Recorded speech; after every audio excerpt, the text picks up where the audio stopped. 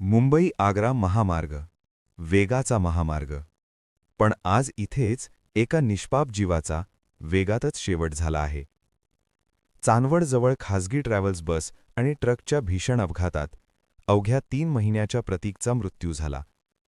आईच्या कुशीत असलेलं बाळ, वडिलांच्या डोळ्यांसमोर भविष्याची स्वप्न, आणि एका क्षणात सगळं संपलं. नेपाळचे टेक दाम्पत्य आपल्या 3 महिन्याच्या लेकासह मुंबईकडे निघाले होते. पण हा प्रवास कधीच न संपणाऱ्या वेदनेत बदलला. अपघातात प्रतीकची आई-वडील आणि इतर प्रवासी गंभीर जखमी झाले असून सर्वांना शासकीय रुग्णालयात दाखल करण्यात आलं आहे. या घटनेनं संपूर्ण परिसरात हळहळ व्यक्त केली जात आहे. पोलिसांनी बस चालकाला अटक केली असून त्याच्या विरोधात गुन्हा दाखल करण्यात आला आहे. पण प्रश्न कायम आहे.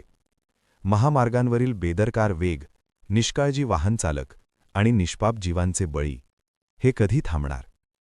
3 महिन्याचा प्रतीक परत येणार नाही, पण किमान अशी दुर्घटना पुन्हा होऊ नये हीच आता समाजाची आणि प्रशासनाची जबाबदारी आहे. Rishali Solanki, bureau report, Wani.